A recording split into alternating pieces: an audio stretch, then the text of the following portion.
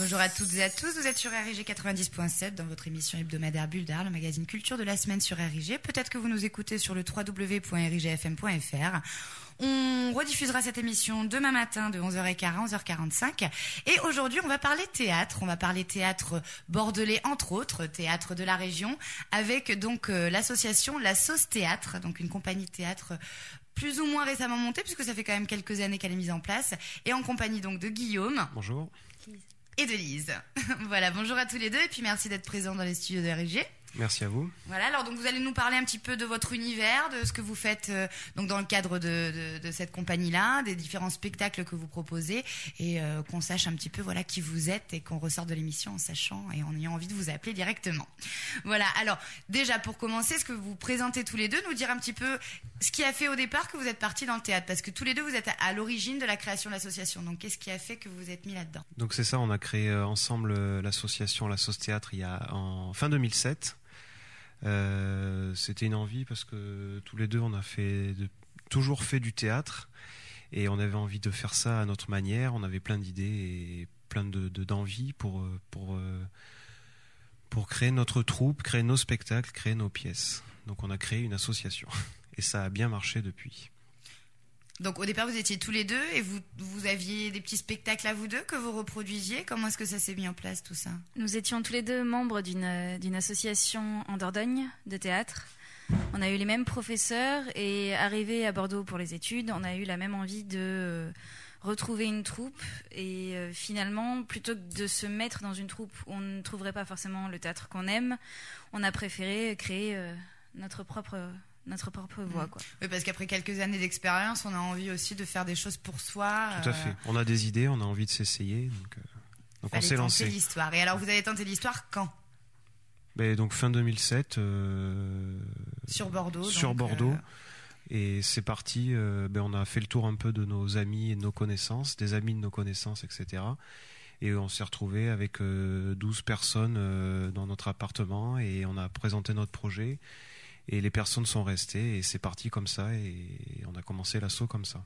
Que des personnes qui étaient déjà confirmées dans le théâtre? Absolument pas. Quasiment aucune personne confirmée dans le théâtre qui ont eu le courage et l'audace de nous suivre dans notre délire.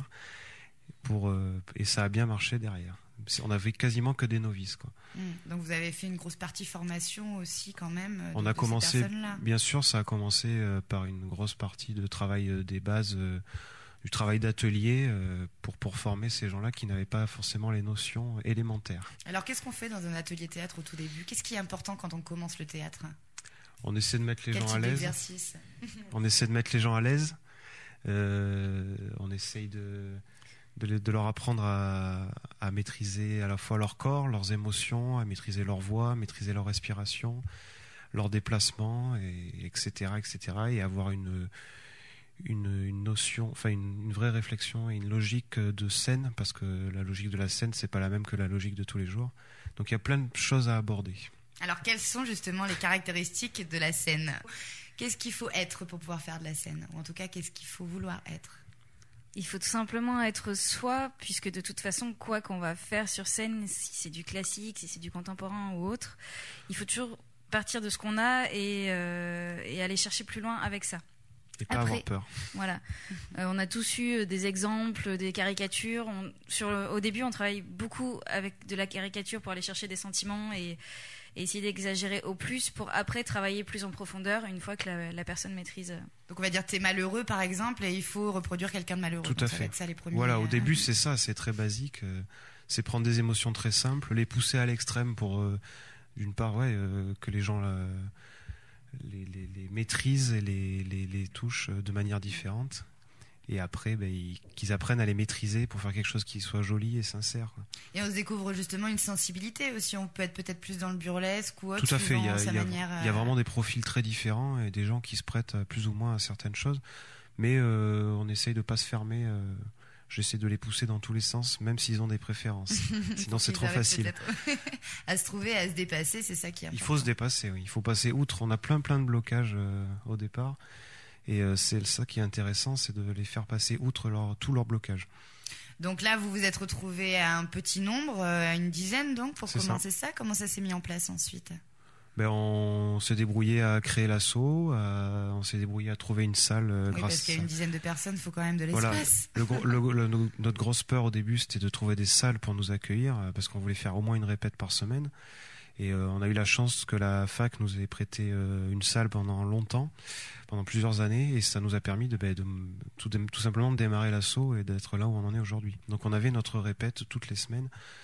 Et donc voilà, ça nous a permis de travailler sérieusement. Et aujourd'hui, toujours ces 12 personnes, Pas du tout. Non. Aujourd'hui, il y en a 3 qui sont toujours là, dont nous 2. Donc, mais vous n'êtes pas que 3. Non, on est, Alors, comment ça on est 10 membres actuellement. On est toujours une dizaine de membres. Ça a toujours évolué dans le même principe. On est parti de personnes qui sont assez proches de nous en général, qui ne connaissaient pas du tout le théâtre, qui finalement s'y sont essayés, ont apprécié ça, ont fait venir d'autres amis à eux. On a aussi également des personnes maintenant qui nous ont vus jouer et qui sont rentrées dans la troupe en suivant pour essayer et qui finalement y restent. Mais en général, ça reste c'est parti de bonnes connaissances qui ont formé le noyau de la troupe. De toute façon, il faut avoir des liens aussi pour faire du théâtre ensemble, j'imagine. On est vraiment sur un travail de troupe, de compagnie et un travail de groupe. C'est-à-dire qu'on a eu des gens qui sont venus essayer et qui ne sont pas forcément rentrés dans le groupe, et ça ne marche pas de suite, quoi. Nous, on est un peu spéciaux et un peu fous, et il faut rentrer dans le truc, quoi. Donc c'est vrai que c'est quand même un projet qui est assez audacieux, votre manière de fonctionner. C'est vrai. Voilà, d'avoir créé une troupe avec donc des amateurs au départ ou des débutants que vous avez en fait un petit peu mis à votre sauce. Si Exactement. Je ne vais pas faire de mauvais jeu de mots avec votre nom d'association. Disons qu'on peut toujours travailler avec des personnes extérieures qui vont venir comme ça, où ça passera très bien avec tout le monde.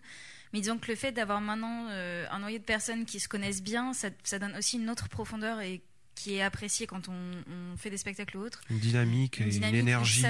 On ressent quand il y a ça se passe bien, voilà. Il y a un lien très très fort sur scène et ça ressort vraiment dans les spectacles, quoi. Alors justement, donc pour parler un petit peu de vos spectacles, vous en avez plusieurs à votre actif, mais sur ces spectacles, est-ce que tout le monde joue ? On essaie de faire jouer tous les membres de l'asso au moment où on monte la pièce. Oui, ce qui n'est pas une mince affaire. Ce qui n'est pas une mince affaire. On s'est retrouvés très nombreux et on a dû monter 2 pièces. Mais c'est pas grave, on trouve toujours des solutions. Et c'est difficile de dispatcher un petit peu les rôles difficile. aussi.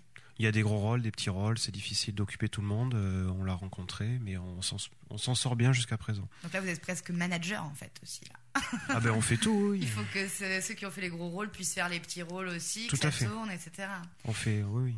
Et en moyenne, les personnes qui sont là depuis longtemps, ou est-ce que vraiment tous les ans ça va tourner, ça va changer, ou est-ce que c'est quand même des durées plus longues ? Nous, ça fait 5 ans qu'on existe. Ça a beaucoup bougé les 2 premières saisons. Ça doit faire 3 ans qu'on a. Et là, ça fait 3 ans 5-6 personnes. Même plus. Ça fait 3 ans qu'on a vraiment une troupe qui bouge quasiment plus. Là, on a pris une personne cette année, quoi. Voilà, ça s'arrête là. Maintenant, on a vraiment le noyau de l'association. Et donc à ce moment-là, c'est toi le metteur en scène et c'est toi qui chapeaute un petit peu toute l'équipe. C'est ça. Et c'est aussi toi qui écris les pièces. En plus, oui. Voilà. Donc, voilà. Est-ce que tu peux nous expliquer un petit peu justement la manière dont tu écris ces pièces ? La manière. De toi. Qu'est-ce qui t'inspire ? Parce que là, t'en as écrit combien jusqu'ici ? On en a joué 3 que j'ai écrites et on est en train de monter une 4e que j'ai écrite également. Et c'est des pièces qui durent combien de temps en moyenne ? C'est 1 heure, 1 heure et demie en général. Ouais, donc c'est un vrai format de spectacle. Ah oui, c'est format de spectacle, dynamique, efficace et tout et tout. Et t'es sur quoi comme thématique ? De tout. C'est vraiment au feeling, suivant l'inspiration, ça peut être tout et n'importe quoi. Donc on peut pas dire que vous êtes dans une catégorie théâtre. On n'est pas dans des cases. Vous êtes pas dans... On rentre pas dans des cases et on se refuse à rentrer dans des cases. Ça a toujours été un truc. Et généralement, même sur les spectacles écrits, de Guillaume, il y a toujours de la musique, de la danse, du chant, un peu de tout qui est mélangé au théâtre, puisque le théâtre c'est de l'art et de l'art il y a plein de choses à utiliser. Exactement. Donc on l'utilise à bon escient. Donc dans cet objectif pluridisciplinaire. Exactement. Ça leur fait bizarre parce que je les ai déjà fait chanter et danser sur scène, mais ça rentre toujours très bien. Ils ont même fait les singes, ils font plein de choses, mais ils font toujours. C'est ça qui est bien aussi, d'avoir pris des gens, des novices qu'on connaissait et qui nous ont fait confiance. C'est-à-dire que je leur ai fait faire ce que j'avais envie et ils m'ont suivi les yeux fermés, même dans des trucs qui pouvaient paraître un peu fous, un peu absurdes ou qui voyaient pas ce que ça allait apporter sur scène, et au final ça marche toujours très bien. Ouais, donc c'est assez original aussi cette forme de théâtre. C'est original. Les pièces jusqu'à présent, les gens apprécient l'originalité du jeu, de la mise en scène et de ce qu'on peut présenter, quoi. Et est-ce que justement vous vous servez des compétences de certains pour faire de la musique, ou est-ce que vous faites appel encore à d'autres personnes qui sont essentiellement sur la musique? Ah non, on se sert vraiment de ce qu'on a et on fait avec ce qu'on a. Donc, et on se développe ensemble, on apprend ensemble et on travaille ensemble. Intéressant. Et vous avez donc un ingénieur lumière qui, lui, va travailler sur la mise en scène. Je fais aussi la lumière. Ah voilà, donc multifonction. Multifonction même, plusieurs casquettes. Alors donc là, jusqu'ici, vous avez joué dans plusieurs salles, plusieurs festivals. Est-ce que vous pouvez nous raconter un petit peu jusqu'ici ce qui a pu être joué? Et où surtout? Dans quel cadre? On a eu l'occasion on a eu la chance aussi surtout de trouver des contacts et des salles qui nous ont accueillis. Alors, bien sûr, on a joué sur Mérignac, c'est quand même notre ville d'accueil. On a fait la salle du Chaudron où on répète toutes les semaines. C'est un théâtre très très sympa et très convivial. On a également joué à la Glacière, c'est la grosse salle de Mérignac entre guillemets, où une capacité de 200 et quelques personnes. On y a joué aussi plusieurs fois. Après, on a eu la chance de se déplacer. On a joué en Dordogne, on a joué en Charente, on a joué dans le Lot-et-Garonne. Et on a joué après sur Bordeaux et ses alentours. Ah, donc déjà pas mal de dates à votre actif. On a déjà pas mal de dates. Ouais. Et justement, dans des salles, dans des festivals, est-ce que c'est toujours en intérieur? Est-ce que ça peut être en extérieur? Alors jusqu'à présent, on a joué qu'en intérieur, donc que dans des salles. Mais après, on a aussi bien fait des vrais théâtres que des salles, des fêtes, entre guillemets, où on a aménagé ça pour jouer correctement. Donc on a fait donc, des représentations pour nous, on a fait également des festivals. On a fait le festival de Blanquefort l'année dernière, un très très bon festival d'ailleurs, très sympathique. Ouais. C'était pas l'échappée belle? C'était Gueule d'amateur. Gueule d'amateur, que je conseille à tout le monde. Cette année, on fait le festival de Pompignac, donc on va découvrir. C'est bientôt, c'est le 24 mars. Et également le festival de l'Aparté en plein Bordeaux, au Trianon, le 27 avril. Donc ça, voilà. Et le festival qui nous tient entre guillemets à cœur, c'est le festival de Mérignac, une fois de plus, qui se passe tous les 2 ans. Donc ça se passe cette année, on va y jouer encore une fois cette année le 30 mars, donc bientôt également. Et c'est un festival donc tous les 2 ans qui regroupe troupes amateurs et troupes professionnelles de Mérignac, qui marche très très bien et qui nous a permis il y a un peu plus de 2 ans maintenant, avec une de nos pièces qui même me suivent, de vraiment exploser et d'avoir une vraie identité de l'association. Et puis ça permet aussi de rencontrer des gens, d'échanger. On a rencontré, on est allé voir plein de pièces. Et on a vraiment on a fait 2 salles complètes. Enfin, c'était vraiment très très bien pour nous. C'est riche. C'était le début de la grande aventure. Ça vous a mis le pied à l'étrier. Exact. Oui, voilà, de manière un peu plus sérieuse. Et donc là, vous êtes en recherche On est toujours en recherche de salles potentielles, de contacts pour jouer. On peut s'adapter à tout, j'ai envie de dire. Et alors, vous pouvez vous adapter à tout avec différents types de spectacles. Est-ce qu'on peut savoir ce que sont les spectacles que vous proposez? Alors, il y a eu plusieurs thématiques. On a commencé les premières années avec des textes déjà écrits. La toute première année, ça a été plutôt des sketchs avec la tirade d'aînés de Cyrano de Bergerac. L'année d'après, on s'est attaqué à un peu plus lourd avec du Édouard Bond et La Furie des Nantis. Beaucoup plus lourd. Où on était complètement dans le dramatique et où on a changé complètement de style. Il y avait de l'humour quand même. Il y avait pour pas que ce soit trop lourd. Un bel humour noir. Et les années suivantes, on est passé sur les pièces qu'a écrit Guillaume. La première qui m'aime me suivent sur l'évolution de l'espèce humaine, très dérisoire, pas mal d'humour noir également, toujours pluridisciplinaire. On est passé à une comédie l'année suivante sur la religion, Si Jésus était une femme, et en parallèle, une pièce complètement absurde qui est L'Art de l'ennui. Et c'est celle qui tourne actuellement, qu'on va jouer à Pompignac dans quelques temps, pour le festival de Mérignac, encore une fois, et au Trianon, pour l'Aparté. Et également à Meillan, dans le Lot-et-Garonne. Et à Meillan, dans le Lot-et-Garonne. Important. Et on peut avoir un peu plus de détails, justement, sur les histoires de ces pièces? On va parler de la pièce actuelle, oui. Ouais. On va parler de la pièce actuelle, donc L'Art de l'ennui. C'est du théâtre de l'absurde au départ, c'est-à-dire qu'il n'y a pas grand-chose qui est défini. On a 4 personnages. Ils sont nulle part, ils sont partout à la fois. On ne sait pas qui ils sont qui ils veulent. Et ils s'ennuient. C'est pour ça que ça s'appelle L'Art de l'ennui. Et vu qu'ils s'ennuient tous les 4, ils vont s'inventer une aventure, ils vont s'inventer une histoire, ils vont s'inventer quelque chose pour les occuper, pour les faire rêver, voilà. Et ils vont nous emmener comme ça dans leur aventure et dans leurs rêves, dans leur imaginaire. Jusqu'où, c'est là la question. Et jusqu'où vont-ils nous emmener et jusqu'où vont-ils aller eux? pour. Donc on est presque au niveau de la folie, on part un peu C'est- dans. Chacun son Il y a interprétation. plein d'interprétations ça peut être vu différentes. comme ça. Il y a plein d'interprétations. Vu qu'on est sur une base d'absurde, c'est-à-dire qu'il n'y a rien de défini, le spectateur se fait son opinion et on a joué plein de fois et il y a plein d'interprétations différentes et c'est très très intéressant pour nous. Pour réussir à mettre tout ça en place. Ça a été sur cette pièce, bon on parle de cette pièce parce qu'on la joue actuellement, c'est un travail où j'ai fait travailler 4 personnes sur quasiment une année de travail. Oui. Ça a été un grand plaisir, que ce soit pour les acteurs je pense que pour moi en mise en scène, parce qu'on a travaillé dans l'ultra précision. Les moindres gestes sont calés, les moindres déplacements, les respirations, les intentions, tout est précis, tout est calculé et prévu. Et ce qui est super, c'est que le spectateur a l'impression qu'il n'y a rien de prévu et rien de calculé. Parce qu'on est arrivé au stade où c'est totalement délié et on est vraiment dans leur délire en fait sur scène. Et ça marche très très bien. Les 4 personnes pourraient au final être une seule et même personne, tellement les gestes sont... Enfin, tout est conditionné et tout est fait d'une telle façon que... Puis ils prennent du plaisir, ils sont détachés de toutes les contraintes et ça roule très très bien. On l'a travaillé pendant quasiment 1 an. On a joué 2 fois à Libourne, on a joué 2 fois à Mérignac, on a joué à Blanquefort, on a joué à Marmande. Marmande aussi, une ville importante qui nous accueille régulièrement et qui nous soutient. On a joué à Champs-Vinel, en Dordogne, dans notre fief, dans notre village natal. Donc voilà, on a déjà joué 7 fois et donc on va encore jouer 4 fois, 4 dates de prévues déjà pour cette pièce. Donc c'est vraiment une pièce qui est rodée, qui marche vraiment super bien. Alors et donc vous avez déjà quelques petits partenariats mis en place ? Oui, notamment avec le TNBA en plein Bordeaux.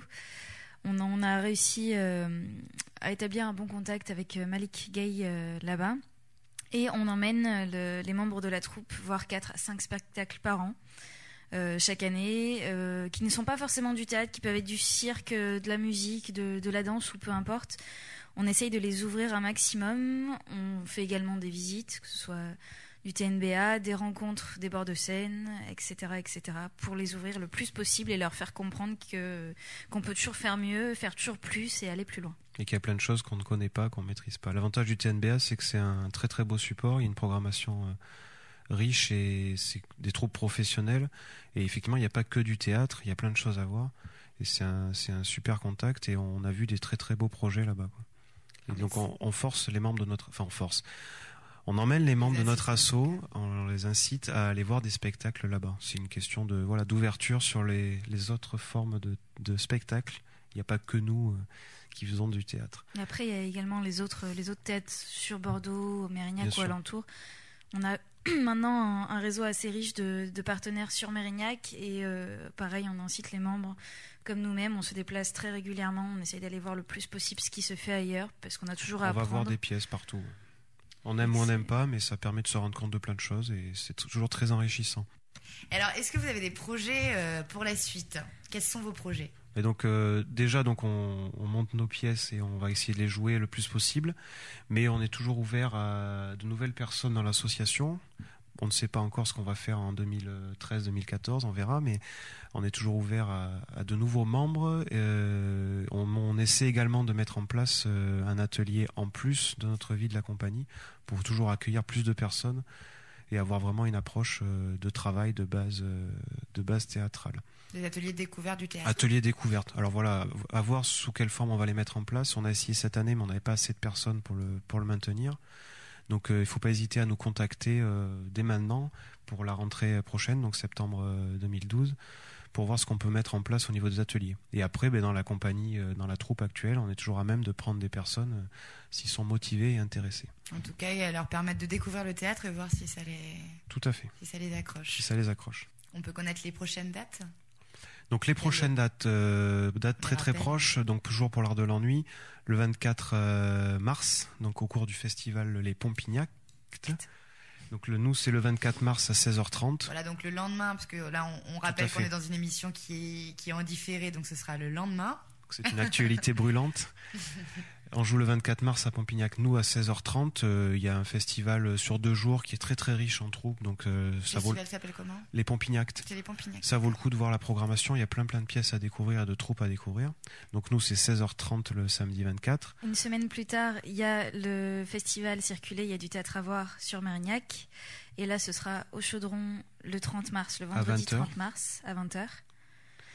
Pareil, le festival dure sur une semaine et il y a de très très belles programmations et de très belles pièces à voir. Donc le 30 mars au Chaudron à 20h. Ensuite, on retourne dans le Lot-et-Garonne, suite justement, vu qu'on a joué à Marmande déjà, on a réussi à dégoter un contrat à Meillan-sur-Garonne. Donc un petit village très sympathique qui nous accueille et on va jouer là-bas le 13 avril, donc le vendredi 13 avril dans le Lot-et-Garonne, à Meillan. Et après, on termine, pour l'instant, on termine à Bordeaux, dans le magnifique théâtre du Trianon, dans le cadre du festival L'Aparté. Festival L'Aparté qui dure du jeudi au dimanche. Pareil, avec une belle programmation. Festival amateur, mais une très très belle programmation. Et nous, l'Art de l'Ennui, c'est le vendredi soir, donc le vendredi 27 à 19h30. Donc prendre note de toutes ces dates pour venir vous voir et faire son marché. Voilà.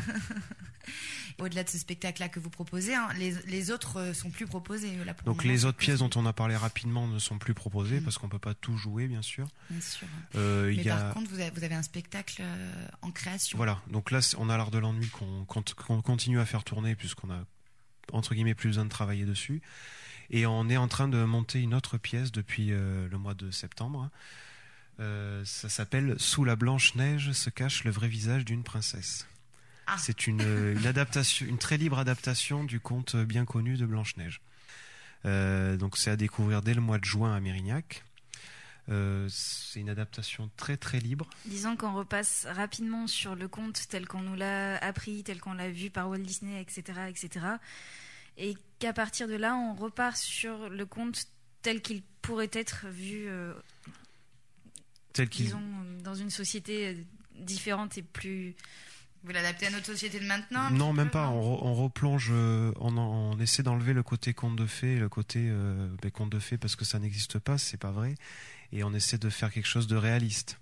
Et du coup, vu qu'on fait quelque chose de réaliste avec la même histoire, les mêmes personnages, ça rend quelque chose de très différent. Il y a le côté conte de fées est difficile à retrouver dans la réalité, malheureusement.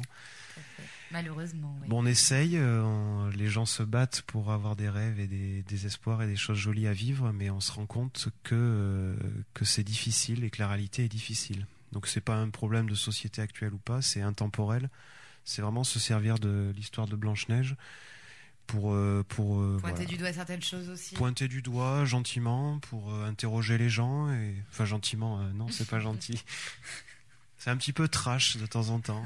C'est la vraie vie, voilà, c'est la vraie vie. Avec l'image de Blanche-Neige. Ça casse bien le mythe, quoi. C'est ça qu'on cherche. À faire réagir, surtout. Faire réagir. Ouais, c'est ça. Ça devrait être un bon divertissement avec plein de choses variées, du rire, des larmes, etc. Et alors, la première de ce spectacle aura lieu en juin, tu disais. C'est ça. On rappelle. Le 16 juin, exactement. Vendredi, samedi et lundi. Et oui, je crois que c'est par là. Dans ce coin-là. Dans tous les cas, toutes ces dates, etc., on peut les retrouver. Alors bien sûr, donc toutes les dates de l'Art de l'Ennui, donc pour l'actualité prochaine et pour la prochaine pièce, ce sera sur notre site internet, donc www.lasaucetheatre.org. La sauce théâtre, c'est la sauce, c'est pas l'association, c'est la sauce mayonnaise, quoi. Alors pourquoi ce nom justement? Oui, c'est par rapport à ça? Il nous fallait un nom, c'est très difficile de trouver un nom pour une asso. Disons que ça faisait un bon jeu de mots et aussi parce que le théâtre pour nous c'est un mélange de tout ce qu'on peut trouver de bon et mettre dedans. Donc c'est une sauce. Puis on le fait le théâtre à notre sauce aussi. Donc www.lasaucetheatre.org où il y a toute bien sûr notre actualité, il y a les résumés de toutes les pièces, les anciennes, les actuelles. Il y a plein de photos, il y a des vidéos aussi si vous voulez avoir des avant-goûts des pièces. Voilà, un peu toute notre histoire dessus. Et sinon, donc, vous avez peut-être un numéro ou quoi que vous avez toutes les informations sur le site. Toutes les informations sont sur le site. Le mail de l'association, c'est contact@lasaucetheatre.org.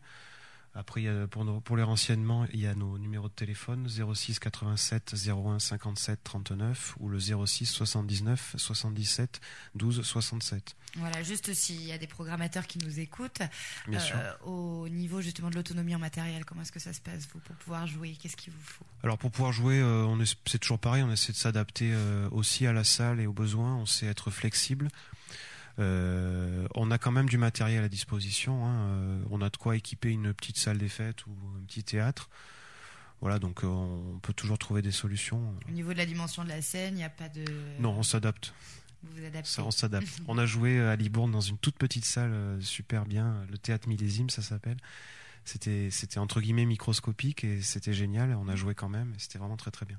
Et on a intime aussi. C'est beaucoup plus intime. On a fait la Glacière à Mérignac où c'est une salle gigantesque et on a fait aussi. C'est des expériences différentes, mais c'est tout des expériences aussi, différentes. Ouais. Sauf, voilà, l'intimité, le beaucoup de public. Enfin, tout est intéressant. Très bien. Mais écoutez, on vous remercie. Peut-être que vous avez quelque chose à ajouter. Rien de particulier. Toutes les informations sont sur le site. Donc je répète www.lasaucetheatre.org, un site qu'on essaie de tenir à jour, qui est pas mal. Donc n'hésitez pas à aller le visiter. Qui vous permet donc de savoir où ils en sont et puis quels sont les spectacles en cours, où est-ce qu'on peut les voir, etc. Très bien. Écoutez, on vous remercie pour toutes ces informations et de nous avoir fait découvrir votre univers. Moi, je vous donne rendez-vous la semaine prochaine, même jour, même heure, pour un nouveau rendez-vous Bulle d'Art.